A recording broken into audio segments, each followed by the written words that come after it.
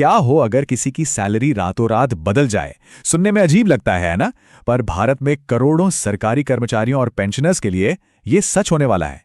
1 जनवरी 2026 से एक बहुत बड़ा बदलाव आने की उम्मीद है और आज हम इसी के बारे में बात करेंगे कि आखिर ये है क्या और इसका मतलब क्या है।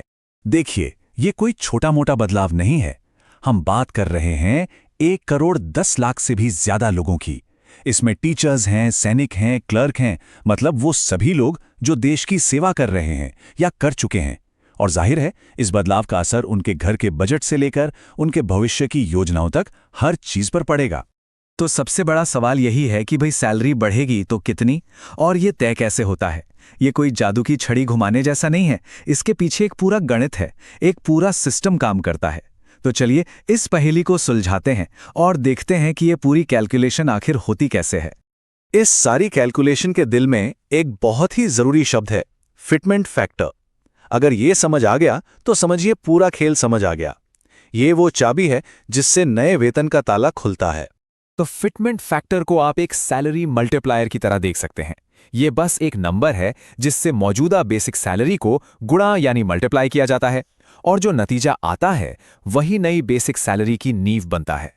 पिछली बार जब 7वां वेतन आयोग आया था तो ये मल्टीप्लायर 2.57 था, लेकिन इस बार 8वें वेतन आयोग के लिए जो मांगें और अनुमान हैं उनकी रेंज काफी बड़ी है, 1.83 से लेकर 3.0 तक। अब ये एक बहुत बड़ा अंतर है और यही तय करेगा कि सैलरी में कितना बड़ा उछाल आता है। चलिए इसे एक छोटे से उदाहरण से समझते हैं। मान लीजिए कि आज की तारीख में न्यूनतम बेसिक सैलरी 18,000 रुपए है। अब अगर हम इस पर पिछले वेतन आयोग वाला 2.57 का फैक्टर लगा दें तो नई बेसिक सैलरी सीधे 46,260 रुपीज हो जाएगी। देखा कितना आसान है इसका हिसाब किताब। लेकिन एक सवाल है, वेतन आयोग तो हर 10 साल में एक बार आता है, तो इन 10 सालों के बीच जो महंगाई बढ़ती है उसका क्या, उससे कैसे निपटा जाए। यहीं पर कहानी में एक और हीरो की एंट्री होती है जिसका नाम है महंगाई भत्ता। महंगाई भत्ता, जिसे हम डीए भी कहते हैं, सैलरी का वो हिस्सा है जो बढ़ती कीमतों के असर को कम करने में मदद करता है, और अनुमान ये है कि 2026 तक ये बढ़कर 60% तक पहुंच जाएगा। ये नंबर बहुत जरूरी है क्योंकि यही वो पैसा है जिसे बाद में नई बेसिक सैलरी में जोड़ दिया जाता है। ये पूरा सिस्टम एक साइकिल की तरह काम करता है। जैसे जैसे महंगाई बढ़ती है, डीए भी बढ़ता जाता है। फिर जब नया वेतन आयोग आता है तो ये सारा जमा हुआ डीए बेसिक सैलरी का ही हिस्सा बन जाता है, और फिर डीए का मीटर वापस 0 से शुरू हो जाता है।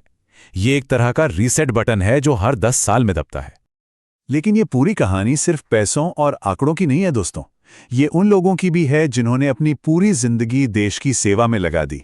अब जब वो रिटायर हो चुके हैं तो उनकी जरूरतें क्या हैं? चलिए अब पेंशन भोगियों की आवाज सुनते हैं। उनकी मांगे सिर्फ ज्यादा पेंशन तक ही सीमित नहीं है। वो बेहतर स्वास्थ्य सुविधाएं चाहते हैं ताकि बुढ़ापे में इलाज का खर्च बोझ न बने। वो यात्रा में छूट चाहते हैं ताकि अपने परिवार से मिल सकें, और वो चाहते हैं कि उनकी पेंशन पर लगने वाले टैक्स में कुछ राहत मिले। ये सब उनकी गरिमा और सुरक्षा से जुड़े सवाल हैं। ये जो बात कही गई है ये अपने आप में सब कुछ बयां कर देती है कि पेंशन भोगी कोई बोझ नहीं है, बल्कि वो समाज की संपत्ति हैं। उनके पास अनुभव का खजाना है। उनकी मांगे सिर्फ मांगे नहीं, बल्कि उनके योगदान के सम्मान की एक अपील है। तो मान लीजिए कि सैलरी में 20% की बढ़ोतरी हुई। सुनने में तो बहुत बढ़िया लगता है ना? लेकिन क्या ये वास्तविक बढ़ोतरी है? मतलब क्या खरीदने की ताकत भी सच में बढ़ी है? चलिए इन हेडलाइंस के थोड़ा और पीछे जाकर देखते हैं। वास्तविक वेतन वृद्धि का मतलब यह है कि महंगाई को घटाने के बाद हाथ में असल में कितना ज्यादा पैसा आया। जैसे अगर सैलरी 10% बढ़ी लेकिन उसी साल महंगाई 7% बढ़ गई तो वास्तविक बढ़ोतरी सिर्फ 3% की ही हुई, और यही वो नंबर है जो असल में मायने रखता है। अगर हम इतिहास को देखें तो एक बहुत ही दिलचस्प पैटर्न नजर आता है।